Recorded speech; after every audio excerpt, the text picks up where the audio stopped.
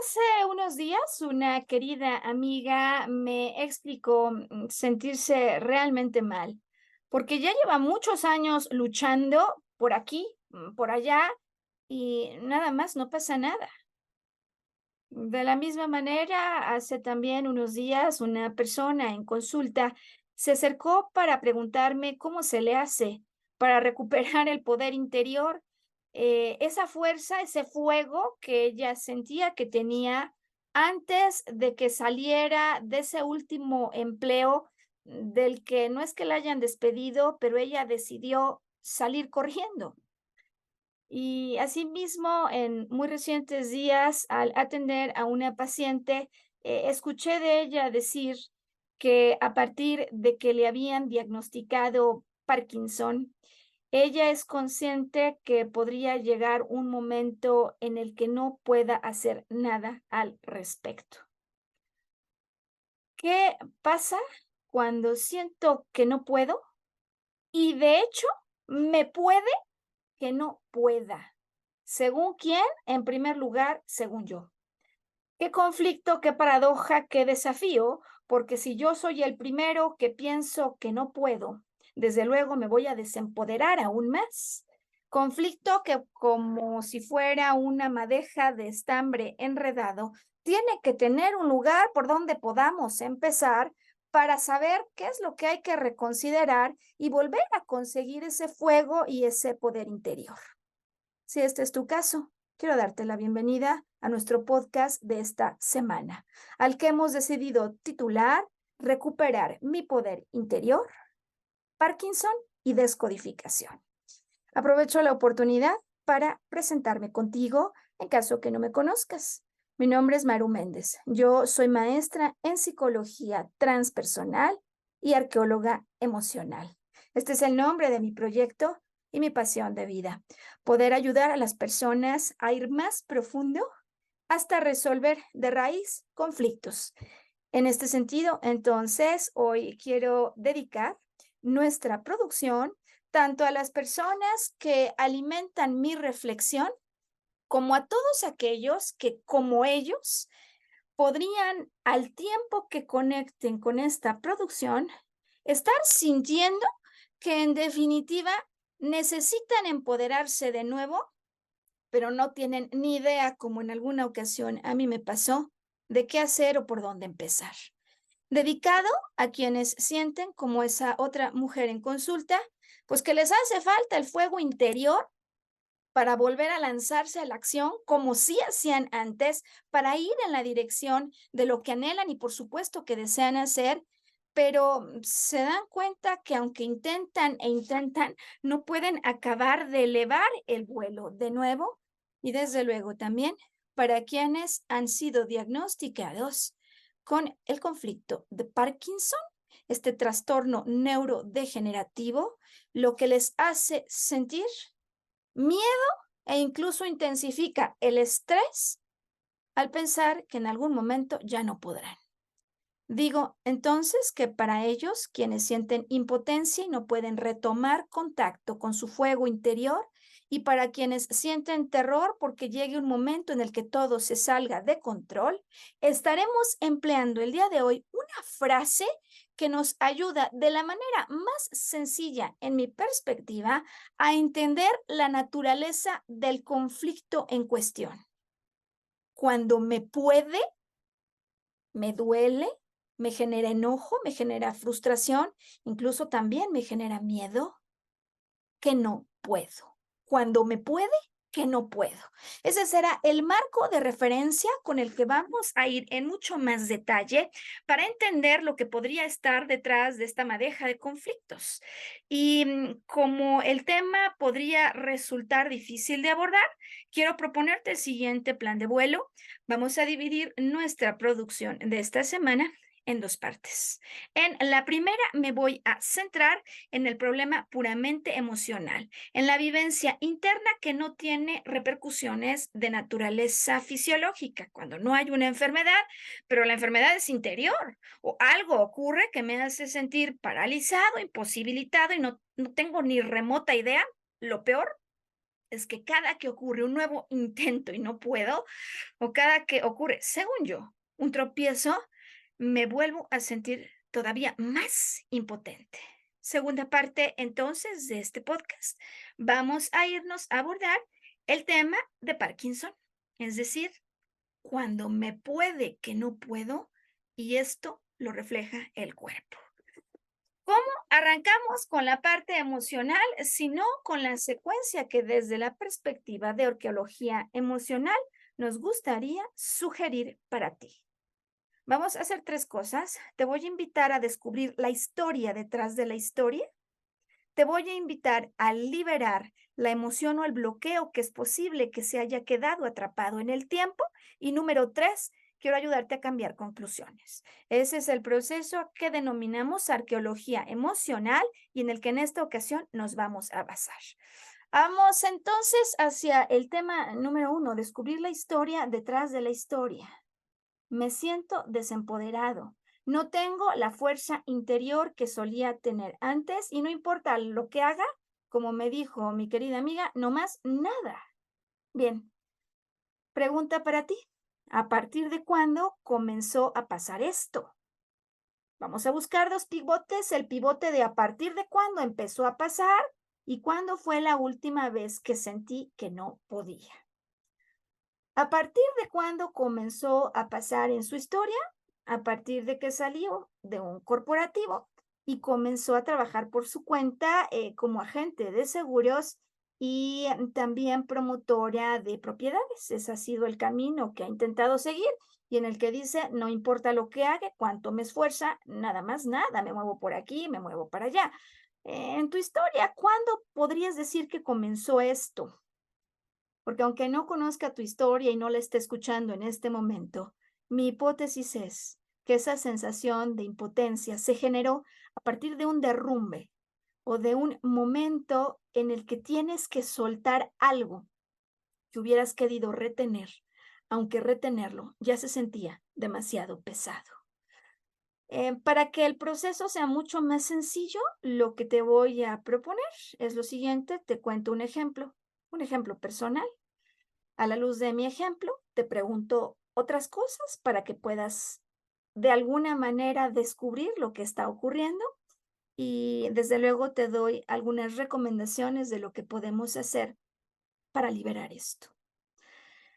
Ocurre en la historia que te voy a contar hoy para comenzar con los problemas emocionales de impotencia, que hace algunos años me enfrento a eso que ahora algunos me platican y por lo cual creo que les puedo entender perfectamente, y es como lo que se siente adentro cuando yo lo que pienso, y de veras que no solo lo pienso, lo creo firmemente, estoy convencido, no importa lo que haga, estoy desempoderado. Es más, es por algo que hice en el pasado que ya no puedo revertir y el problema es que ahora, ¿cómo le hago? No aparece solución. ¿Qué pasó en mi caso? Antes de que comience este conflicto, pongo un acto uno, un poquito antes de que arrancara la escena. Por favor, ayúdame tú a hacer lo mismo. En mi caso, me encuentro trabajando en una empresa con un salario, en una situación económicamente estable, cuando una persona muy querida me pide que le apoye con un préstamo. Yo considero las cosas y digo, si puedo, es más, hacer esto me ayudaría porque ese dinero así no lo gasto, allí tengo un ahorradito, me lo va pagando poco a poco, con lo cual, sin ningún problema, yo le presto. Por cierto, a sabiendas que esta querida persona no había pagado préstamos a otras personas. A sabiendas, lo cual yo no lo veo, no en ese momento, le presto. Así arranca un año, poco antes de que acabe ese año, yo me encuentro en una situación distinta, porque cuando menos lo vi venir, estoy desempleada, viene la presentación de un libro que he escrito y quiero hacer una celebración a la altura de un lanzamiento por el que me he esforzado tanto, pero no tengo los recursos. Por cierto, la persona a la que yo le había prestado, la verdad es que se ha hecho chiquita o chiquito y cada que intento cobrar, pues me dice que no puede pagar, que no está en circunstancia y no tiene con qué pagar. Y entonces el que es chiquito y que yo veo chiquito se hace grande, es decir, se impone sobre mí y siento que no puedo cobrar y además es como si me quedara hablando y me dejara sola.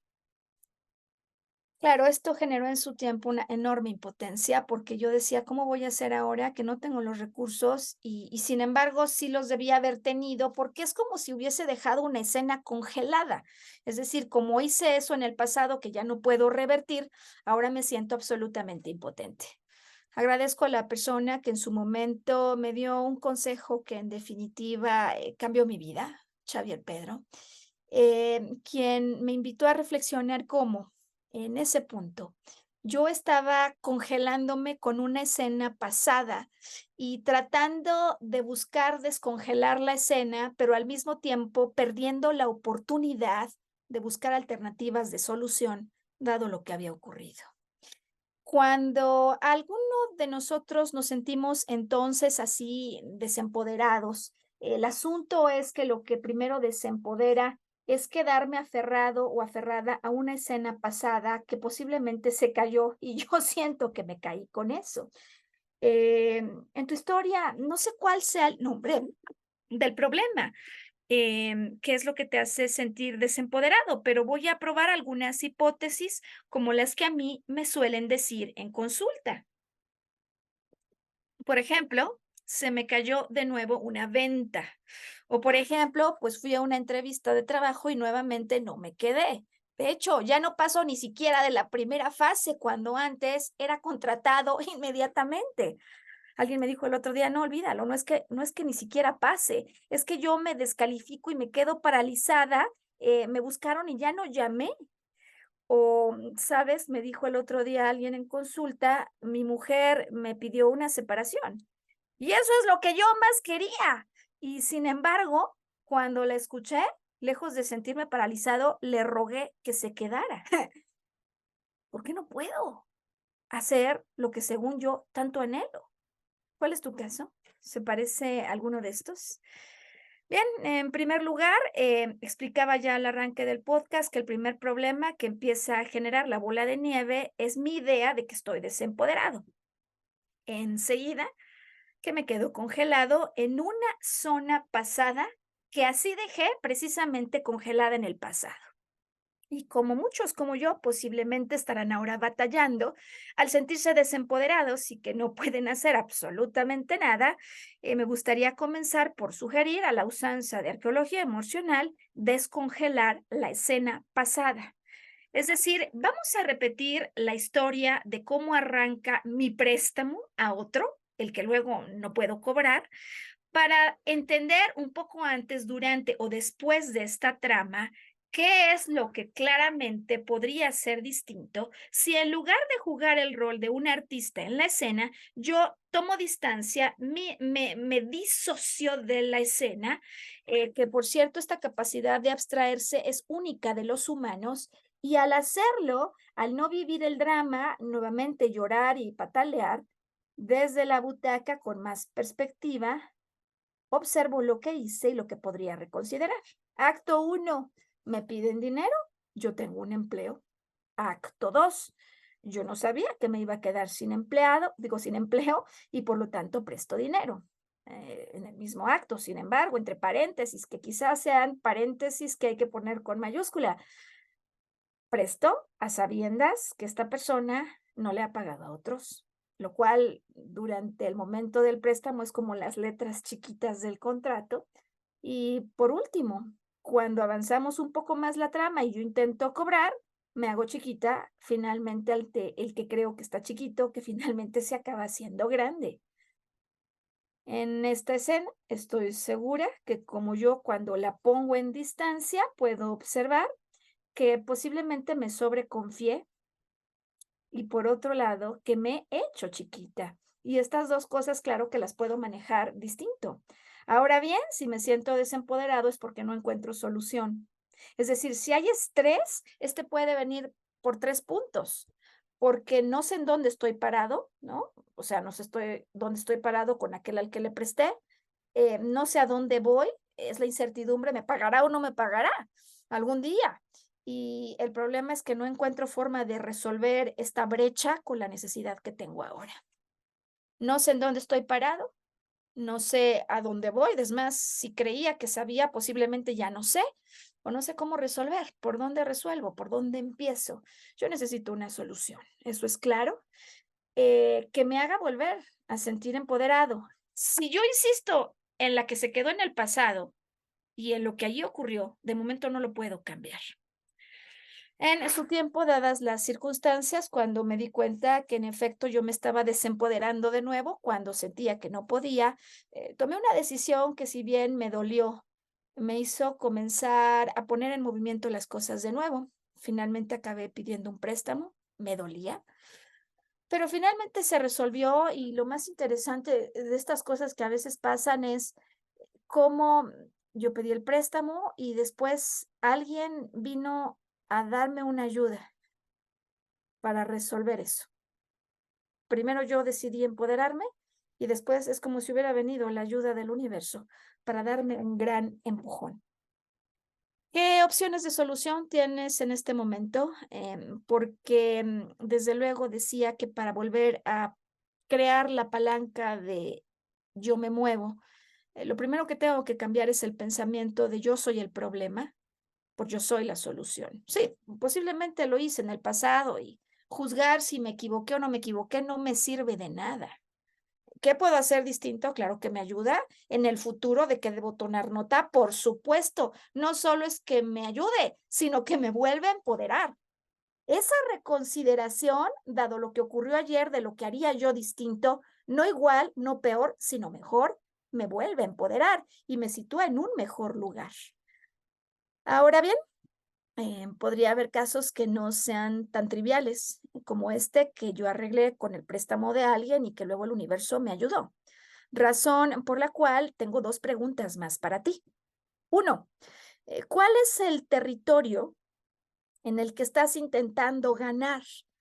Porque posiblemente es un territorio que no solo no te pertenece, como lo veremos hoy en el ejemplo de Parkinson, sino que además es un territorio que ni siquiera se alinea con los deseos de tu corazón. Es decir, quizás quien está intentando hacer seguros o vender casas no tiene allí su corazón, lo hace por comodidad o porque así funciona mejor, para la obligación de, por un lado, hacerme cargo de las cosas de dinero y generar recursos, y por otro lado, la obligación de cuidar a mis hijos. Es decir, un movimiento como que estoy haciendo un poco a fuerza, pero que genera una contradicción con los anhelos del corazón. Si todo fuera posible, ¿estaría yo aquí? O si todo fuera posible en verdad y pudiera volver a hacer a mi corazón hablar donde me gustaría estar. Muchas veces, cuando nos sentimos desempoderados, es porque estamos intentando ocupar una silla que no es la propia, y es como si estuviéramos luchando en un lugar que nos rechaza, eh, pero porque en realidad no es un territorio que nos pertenezca ni que coincida con lo que el corazón quiere vibrar. Y segunda pregunta que tengo para ti, ¿quién fue el primero que dijo que no podías?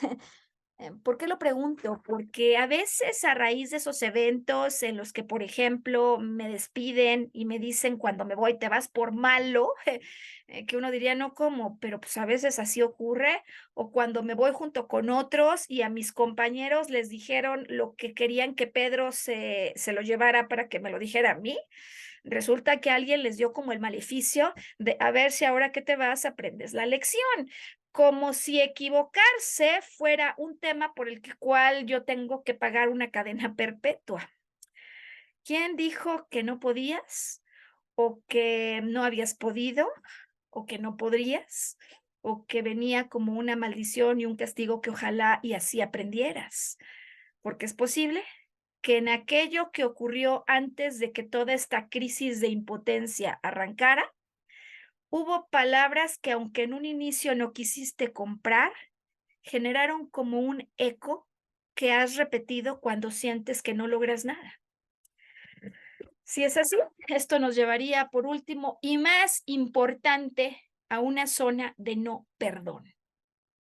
Una zona de no perdón que podría ser la última causa raíz de un caso en el que yo siento impotencia y la impotencia se debe a que estoy tratando de hacer cosas en un territorio o que no me pertenece o que no está alineado con mi corazón, con el que me tengo que conformar porque estoy pagando la condena de lo que ocurrió tiempo atrás. ¿A qué me refiero con una zona de no perdón? En última instancia, aquellos verdugos o personas que estuvieron involucradas antes de que yo perdiera la sensación de poder personal, seguramente son personajes a quienes algo no he perdonado. Pero lo más relevante de esto es que si hay una zona de no perdón, el no perdón principal no es con ellos, sino conmigo, porque digo que no puede ser que otra vez esto me vuelva a pasar. No conozco mejor herramienta de solución para un momento o una zona de no perdón que una carta de resolución. Una carta con la que por fin voy a soltar lo que no me pertenece y retomar esos aspectos propios que posiblemente me hacen sentir desempoderado porque los dejé allí sepultados con todo lo que se cayó. Si este bloqueo, esta sensación de no poder, y te puede, ¿no? Sentir que no puedes. Ocurrió, por ejemplo, cuando saliste de algún lugar o cuando hubo algo que en el pasado se frustró. En esa pérdida digo que hay personas involucradas y me gustaría recomendar de salida que puedas hacer un inventario de las personas a las que tienes algo pendiente que perdonar o las personas que cada que vuelves a recordar lo que te hicieron, pues te vuelves a sentir mal y eso te vuelve a lastimar. Para cada una de las personas involucradas, los villanos en la historia, te voy a pedir que tomes una hoja, ¿eh? Una hoja por persona, no es más complejo que eso. ¿En qué consiste esta carta de resolución? Vamos a tener 5 secciones en esta carta. Y si tú me dices, no, Maru, me da flojera hacer la carta, yo lo que te digo, porque a mí también me ha atravesado ese pensamiento, es que si te da flojera concluir, es porque posiblemente no estés listo aún, pero eventualmente esta herramienta puede cambiar las cosas en materia de horas. Y lo digo no porque me lo dijeron, sino porque así me pasó a mí cuando, en menos de una hora de haber escrito y cerrado ese pasado, se reactivaron cosas en las que yo sentía que no podía. La carta comienza por lo siguiente: te agradezco por, no importa lo negro que hayan sido las circunstancias, tiene que haber algo que le pueda agradecer a esa circunstancia, a esa persona, a esa vivencia. Te agradezco por. Es clave que la llave de arranque sea el agradecimiento, porque es como la llave que abre de vuelta el corazón. Alguien diría, no, porque yo no quiero volver a abrir, porque me va a volver a lastimar y como quiera apenas pude salir de eso. Yo te digo que en mi experiencia personal, este tipo de actividades pueden ser en verdad el punto final. Cuando digo que me da flojera hacerlo, cuando me doy cuenta que quizás no esté preparado, no me forzo. Solo mantén las instrucciones y mantente atento o atenta porque va a aparecer el momento. Segunda parte, segunda sección. Te perdono por. Esta es una sección que la verdad es muy fácil y para algunos es la oportunidad por fin de sacar como todos esos pensamientos, ideas, sentimientos que están como en un hoyo negro en el interior que no he podido expresar, nadie sabe, pero estoy que me muero por eso. Te perdono por. Es la zona de los reclamos y de todo aquello que dada la oportunidad yo le habría de regresar, ¿no? Te regreso todo esto, es tuyo y te reclamo porque esto me lastimó. Uno cree también que van a ser horas de trabajo y te digo la verdad, es algo que se puede hacer en menos de 10 minutos. Bien, voy a la parte número 3. Me perdono por. Uf, posiblemente sea la gran revelación en tu carta, como lo ha sido en las ocasiones que yo lo he hecho. Me perdono porque aunque nosotros no nos demos cuenta cuando esto ocurre, muchas veces eso que yo le estoy perdonando al otro y por lo que le reclamo, si lo pienso mejor, es algo que yo mismo he hecho. Quizá de otra forma, quizá de otra manera, pero eso por lo que yo lo perdono, recuerda cosas que yo hago y que por lo mismo, hoy me doy cuenta que me tengo que perdonar. Sin duda, es la sección más sanadora de la carta. La zona de no perdón, más que referirse a los otros, se refiere a lo que me reprocho por una actuación que siento que fue lamentable, que claro que si hubiera tenido experiencia hubiera manejado mejor y que por lo tanto se vuelve como el kilometraje para que, a raíz de lo vivido, eleve la vista por encima de las circunstancias y yo me pueda liberar y perdonar. Es decir, si yo me libero y me perdono, puedo quitar el bloqueo de esa zona y entonces las cosas comenzarse a mover. Además, en esta carta, ya que solté reclamos, ya que me di cuenta que quizás yo soy quien estoy haciendo de alguna manera distinta, pero eso que reclamo, entonces es más fácil decir, ¿sabes qué? Te pido perdón por. Es la cuarta sección. Yo te pido perdón por. Y digo que es mucho más fácil hacerlo cuando finalmente me doy cuenta que en la vida no hay nada ni que ganar ni que perder, que no hay maleficios de los que no me pueda de alguna manera como hacer a un lado, sino experiencias que cuando acumulo me dan otra vista, que me hace más sabio, que me permite ser más empático conmigo y entender por qué no hice lo que se supone que tendría que haber hecho y por lo tanto más empático, soy más amoroso conmigo mismo, aumento mi amor personal y cuando soy más sabio y aumento mi amor, la consecuencia inmediata es que eso aumenta mi poder interior. Más sabio, distante, empático, retomo mi poder interior. Y la quinta parte en esta carta es visualizo el milagro de que. La primera vez que yo escuché esta instrucción de visualizo el milagro de que, yo dije, no, pues olvídenlo, yo de momento no visualizo ningún milagro con esta fulana, y razón por la cual no escribía. Pero sin embargo, el milagro que yo debo visualizar en esta última sección no es en relación a otros, sino en relación a lo que va a ocurrir si se desatora esto en lo que desde hace tiempo yo me siento de alguna manera atorado. Bien, con esto finalizo la primera parte del podcast y me movilizo entonces a la segunda parte, cuando me puede que no puedo y esto se manifiesta vía el conflicto o el trastorno neurodegenerativo crónico llamado Parkinson.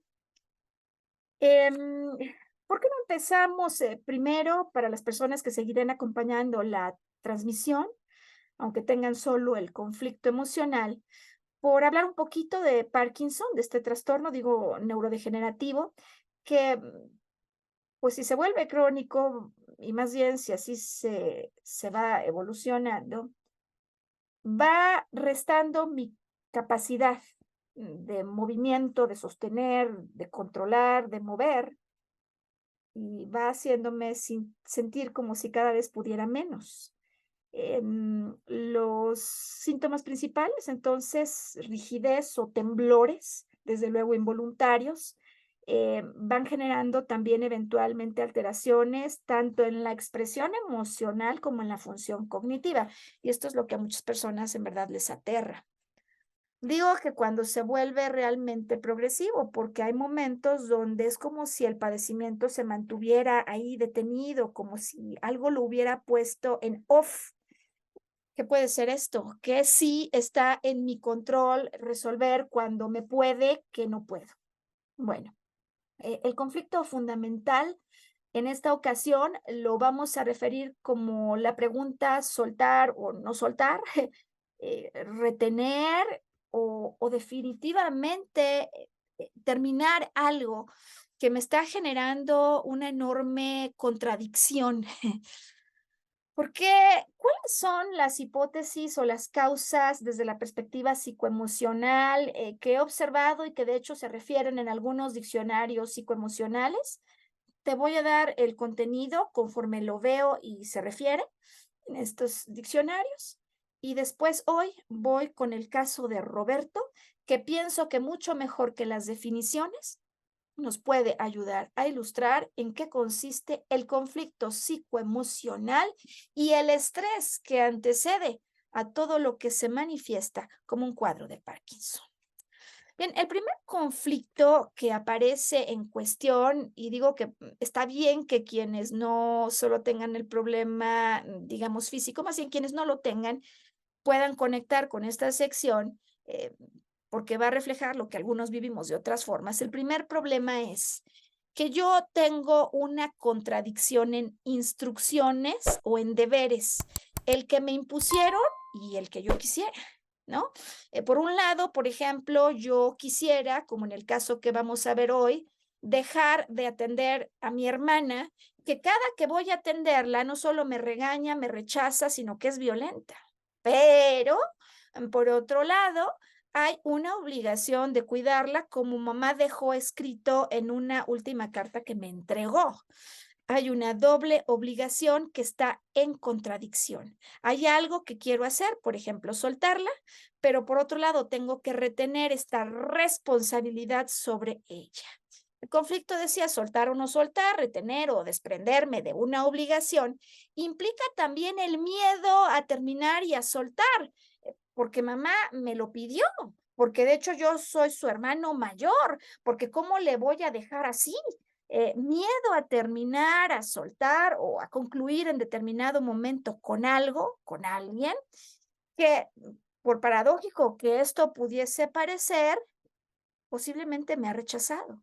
Eso que yo quisiera retener, ese trabajo, esas personas con las que yo quisiera estar ahora mismo laborando y ya no puedo, me rechazaron en el pasado y posiblemente lo hicieron con agresividad y violencia, como nos ilustrará hoy el caso de Roberto, quien quiere actuar, pero no lo dejan, quiere hacer el comando que dejó mamá, y por cierto, es muy amoroso, es muy apapachador, tanto como que a lo mejor algunos quisieran pensar en momentos que es demasiado control, él no lo ve así, él quisiera, no lo dejan.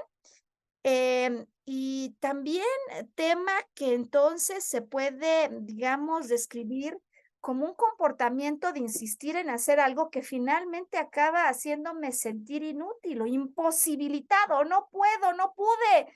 Y lo que me puede es que no pude y lo que me duele es sentir que yo no pude. Bien, digo que me gustaría invitarte entonces hoy a reconsiderar. Ya en la primera parte hemos descubierto la historia detrás de la historia. En este segundo caso, con la historia de Roberto, vamos a ver su historia y voy a concluir con los otros dos elementos de arqueología emocional que expliqué al inicio. Liberar la emoción o el bloqueo que se quedó allí. Y por último, cambiar conclusiones, que esto es clave para que yo pueda tomar acción y con convicción, de manera consciente, hacer cosas que me liberen.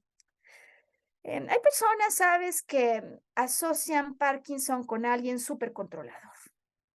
A mí me parece que tendríamos que tener cuidado en entenderlo, porque posiblemente la persona que está a cargo del exceso de control no es que lo esté ejerciendo con esa intención, posiblemente quiera sobreproteger, quiera cuidar, quiera ayudar, pero su intención no es controlar. Y por otro lado, dentro de la secuencia de conflictos psicoemocionales que anteceden a este tipo de manifestaciones, lo que observamos es que posiblemente al mismo tiempo yo quisiera retener, como decía el caso del esposo que quiere retener a su mujer, con quien la verdad ya no hay nada que hacer, y cuando por fin tiene la oportunidad, él dice, no, espérame, no te vayas. Quisiera agregar algunas otras cosas, como el miedo al juicio de otros o a la crítica, al descrédito, que muchas veces sí hace que yo deje algo incompleto, que en lugar de que ponga en su lugar cada cosa y yo regrese al territorio que a mí me pertenece, pues no llega nunca el final y como en el caso de Roberto, no puedo ni acabar una conversación telefónica que me traba, hay enojo y si hay enojo, el principal propósito de esta emoción es darme la fuerza para soltar algo que posiblemente no es mío, que alguien de alguna manera me dijo, tú los tienes que ayudar y con el miedo de lo que pueda pasar al soltar y desde luego por lo cual me paralizo, como puede ocurrir en Parkinson, como el reflejo en el cuerpo de lo que antes ocurrió de manera interna en mis pensamientos, con tres acotaciones finales. Cuando hay temblor en las manos, estos movimientos que yo no puedo controlar, las manos reflejan siempre al Padre. Es un conflicto de separación del padre al que no pude retener, quien posiblemente era el primero que me decía que yo sí podía, como le va a pasar a Roberto. Cuando los temblores son verticales, yo es como si estuviera intentando retener a alguien que podría ser justamente ese padre. Y cuando son transversales, es como si yo me quisiera sacudir finalmente de algo o de alguien. Ese es el contexto general en términos de descodificación. Tendría entonces algunas preguntas diagnósticas antes de tomar el caso de Roberto. Primera pregunta para ti. ¿Qué te hace pensar que no puedes? ¿Cuándo fue la última vez que sentiste que no podías? ¿Acaso en esa última ocasión en la que no pudiste hacer cosas, lo que no pudiste hacer era en un territorio que no te pertenecía? Por ejemplo, el territorio de un trabajo donde siempre te rechazaban, o el territorio de una amiga, o el territorio de un familiar quien no le gustaba para nada que vinieras a ayudar. Normalmente en estos casos lo que observamos es alguien que no pudo hacer algo en su territorio en algún momento del tiempo y que quizás en una suerte de compensación ahora esté tratando de sobrehacer porque quiere mostrarse que sí puede en un exceso de sí puedo en el territorio de otro. Y digo que no es que así lo pensamos distinto, no es que quiera controlar, no es que quiera sobrehacer, yo quiero cuidar, pero el otro no me quiere dejar. Y por último, voy a otras preguntas diagnósticas. ¿Cuándo fue la primera vez que arrancaron los síntomas de Parkinson? ¿Qué evento de alto estrés le precedió que se pueda parecer a los posibles conflictos psicoemocionales que he mencionado? ¿Quién fue la primera persona? Por último, que dijo que no podías. Bien, voy, por supuesto, al caso de Roberto, no sin antes agradecerle a él porque me permita compartir algunos detalles. Desde luego, tú sabes que el nombre no es cierto, pero que la secuencia de los eventos que generan estrés es fiel a lo que le ocurrió a Roberto. Roberto visita mi consultorio a raíz de un evento que le desestabiliza realmente. Es un evento en relación a una hermana menor que él tiene. Su hermana tiene una enfermedad severa y por muchos años él ha estado tratando siempre de ayudarla. Sin embargo, esta es la cuestión que aparece en contradicción. Mientras más ayuda a su hermana, ella menos se deja ser ayudada. Y ya lo último, la gota que derramó el vaso, que le desestabilizó y hace sentir lo que ha perdido el control, es que le ha llamado Carlota. Carlota es una muy cercana amiga de su hermana, eh, para quejarse. Le ha llamado para reclamar que nadie le está ayudando a su hermana, lo que por cierto no es cierto. Carlota ni sabe que Roberto, por cierto, hace 3 días estuvo con su hermana. Pero lo que aquí ocurre, que lo desestabiliza por completo, es que hay un gran regaño que para él es sinónimo de rechazo. ¿Te acuerdas que hablábamos de un conflicto de rechazo? Así empiezan sus tramas siempre, que por cierto se van a repetir. Alguien dice algo que no es cierto o que no es completamente cierto, le reclaman, lo regañan, se le vienen encima y ante esto él se queda paralizado, sin siquiera poder hablar ni concluir la discusión. El dolor más fuerte que tiene Roberto, a decir verdad, no es lo que tiene su hermana o lo que está ocurriendo con ella, sino lo que ocurre con él cuando trata de ayudarla. Es decir, le puede que no pueda. ¿Quién fue la primera persona que le dijo que no podía o la primera vez que él sintió que no podía? Pues esto nos lleva a esa etapa de su vida entre sus primer año y sus 5 años de vida. Fíjate qué lejos. Cuando una alergia que en ese momento no se acababa de entender, por ejemplo, a las fresas, o por ejemplo, a las harinas, o por ejemplo, a la leche, pues una alergia no entendida hace que el pediatra le dé instrucciones de máximo cuidado a su madre. Instrucciones que si ya son extremas, su madre lleva al extremo. O sea, no solo se lo toma al pie de la letra, sino que lo sobreprotege de manera impresionante. Su madre era así ya con todos sus hermanos, pero con él lo hace aún más, al punto que Roberto me explica que no se explica cómo un niño de esas edades siempre usaba tenis blancos que quedaban blancos, no importa si jugaba o no. No hay manera que un niño mantenga los tenis blancos a no ser que no juegue, a no ser que no se meta en la tierra, a no ser que no pueda. No porque no puede, sino porque posiblemente queda un condicionamiento a raíz de regaños de su madre cuando queriendo hacer algo que él sabe que puede, su madre le indica que no puede. El niño de tenis blancos eventualmente crece, se llena de poder personal, de poder interior, de esta fuerza y de este arrojo y empieza a poder y hacer muchas cosas que incluso ni siquiera sus otros hermanos pueden. Desde luego, entonces, como un pilar tan importante que pone en control a toda la familia, Roberto empieza a hacer lo que su madre le pide, lo que su madre le pide antes de morir. Y es que él, con todo lo cariñoso, cálido, apapachador y cuidador que es, tendrá que ser quien esté a cargo de cuidar a su hermana menor. La instrucción, desde luego, pues adquiere máxima tensión emocional cuando queriéndola cuidar, su hermana lo empieza a tratar mal. Porque, por cierto, en esta historia, Roberto a su hermana le recuerda a su mamá, quien la sobrecontrolaba y la hacía sentir que no se podía mover. Ellos dos están viviendo un mismo problema de movimiento, pero desde diferentes ángulos. En el caso de su hermana, sentir que no se puede mover le pone los nervios de punta, ese es el tema de su enfermedad. Y en el caso de Roberto, al poderle, y digo que me puede, significa me duele, es lo primero, me enoja, lo segundo, un enojo contenido, que revela un miedo en esta ocasión, ¿no? Dolor, enojo y miedo es la triada, porque siento que teniendo que ser algo no puedo, como nos decían las definiciones psicosomáticas, es algo que crea contradicción, porque por mí la verdad la dejaba, pero me daría más miedo dejarle y que algo le pesara y le pasara y qué tal que mi mamá regresara, no, o sea, yo no puedo traicionar lo que ella me pidió, encima no le puedo dar la espalda, soy su hermano mayor y soy el que está en posibilidades de ayudar. Eh, por cierto que es el único hermano al que la hermana le hace esto.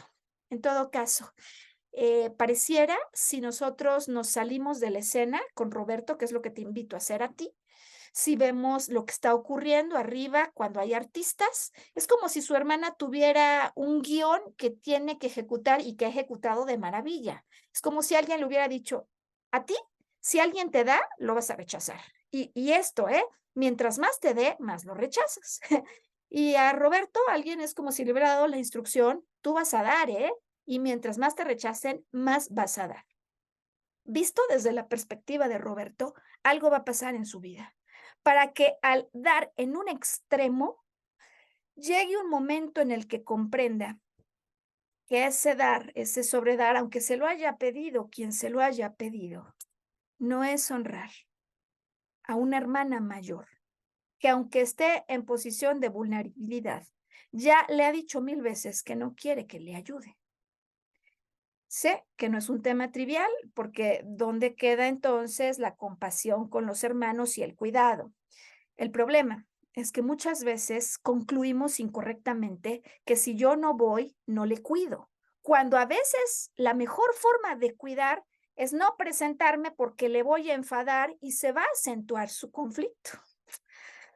Bien, entendiendo ya, Roberto, la naturaleza del conflicto en cuestión, desde luego se da cuenta cómo podría haber esta impotencia, este dolor, esta tristeza, pero sobre todo cómo esto pasa cuando él se quiere meter en un territorio de otro que no es el propio y entender perfectamente que está en una contrariedad, porque lo que ya ha sentido muchas veces es que quiere tomar distancia, pero no puede por la imposición, aun cuando hay rechazo y violencia, llega a un máximo nivel cuando el neurólogo que atiende a su hermana explica que la violencia de su hermana podría ser involuntaria.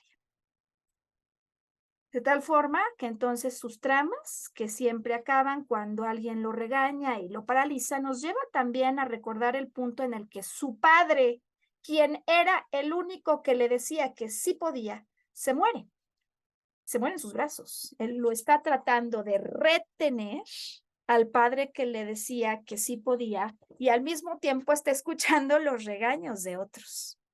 Me parece que esto puede ser suficiente para explicar lo que aquí está ocurriendo. Y me gustaría, por lo tanto, moverme más allá de lo que sabemos que le hace sentir que no puede, lo que le puede, ¿no? Que no puede. También explicar la otra parte de la trama que hemos subrayado, y es que él entra en acción, lo regañan, como cuando abraza al papá, porque está tratando de retener a alguien que ya no puede hacer nada por el que se va. Tampoco puede hacer ya mucho por la que no quiere que esté y que cada vez es más violenta y pone en riesgo su seguridad, pero por otro lado luego se queda paralizado. Y esta parte en la trama yo no la he acabado de entender y quiero darle doble clic y quiero saber de dónde viene la parálisis. Haciendo diferentes preguntas como las que empleamos en arqueología emocional, por ejemplo, cuando recuerdas haberte quedado paralizado de miedo, él inmediatamente conecta con un recuerdo y es cuando siendo un niño muy pequeño, se queda en el auto, en el asiento trasero hay una ventana, un vidrio de por medio con el exterior, pero se acerca a él un niño pequeño, un borracho, que lo llena de miedo. Y es impresionante el rol y el condicionamiento que nos pueden dejar ciertas vivencias donde una emoción se quedó sin expresar, porque posiblemente el miedo que lo hace sentir paralizado ni siquiera puede acabarlo de sacar. ¿Para qué me muevo? Me pongo en más peligro frente a este alcohólico. Reconociendo que es un niño pequeño, pero que ahora es un adulto y lo puede ver distinto, ¿sabes? Porque en estas tramas y en estas imágenes que nos marcan, con frecuencia está también la solución. En primer lugar, la imagen del borracho es clave para que él comprenda lo que le ha estado pasando una y otra vez en su vida. ¿A qué me refiero? A que continuamente se le avientan personas tipo borrachos, como justamente la amiga de su hermana que le habla para reclamar. ¿Por qué es clave entender que todo el tiempo en escena se le avientan borrachos o gente que está así fuera de sí? Porque cuando yo veo que es un borracho quien empezó la primera escena, me doy cuenta que con un borracho no se puede hablar. Y esto me permite reconsiderar algo que puedo manejar de una manera distinta. Lo segundo, hay una ventana de por medio. Aunque para el niño es como si no existiera y la amenaza es real, en el fondo hay un vidrio de separación entre el espacio que está afuera y su zona de seguridad. Claro, si el niño baja a la ventana y se pone a discutir con el borracho, que es lo que a veces ocurre en sus tramas, claro que me pongo en posición de vulnerabilidad. Es más, aún más cuando no solo abro la ventana, sino bajo del coche y quiero ponerme a convencer al borracho de algo, no con la intención de fastidiar, sino de ayudar, sin darme cuenta que posiblemente estoy tratando de hablar con alguien que está fuera de control. Lo que, por cierto, queda confirmado por el neurólogo que atiende a su hermana que así está pasando. Y número 3, la amiga que habla, Carlota, para reclamarle otra vez un borracho que se le viene encima. Digo borracho metafóricamente hablando, está fuera de sí, con quien él baja el vidrio, abre el coche y empieza a morder el anzuelo del reclamo. Finalmente, Roberto se da cuenta que le recuerda algo que él hizo en el pasado. Cuando cuando en la familia, con motivo de una fiesta, un evento social, alguien, un familiar, se puso borracho, otro borracho en escena, y él habló para tratar de resolverlo, total, que lo que dijo fue tergiversado, teléfono descompuesto, ¿y qué crees? Se le vinieron encima, ante lo cual se quedó paralizado. ¿Por qué es clave recordar y concatenar como si fuese un rompecabezas de piezas que forman una misma imagen? Unirlo de esta forma, porque entonces él se da cuenta, como tercer punto, que él ha sido Carlota en el pasado, que él le ha reclamado a otros o que lo ha hecho tratando de ayudar, sin darse cuenta que con esto la trama se puede complicar. Y por fin, cuando me doy cuenta que no controlando, no en ese afán, sino con el auténtico deseo de ayudar, yo me meto en un territorio que la verdad no es el mío. Yo puedo darme cuenta que cuando hago eso podría haber consecuencias que lamentar y digo, puedo entender lo que hice, no fue con una mala intención, pero tampoco fue una buena idea. Si yo me puedo perdonar por todo lo que ocurrió, se armó la de San Quintín en esa ocasión. Si yo me puedo perdonar y liberar por haber tratado de ayudar a alguien que estaba en otro territorio que no era el mío, también puedo perdonar y liberar a Carlota. Y por fin soltar el último evento que me restó estabilidad. En resumen, con los borrachos no se puede hablar. Siempre hay una ventana entre él y los borrachos que puede hacer que ocupe su lugar y les permita a los que están fuera de control ocupar el suyo sin querer saliendo, corriendo a ayudar. Y desde luego, si él se puede perdonar, porque a veces se ha entrometido sin querer en otros territorios, pues así le dejó escrito su mamá.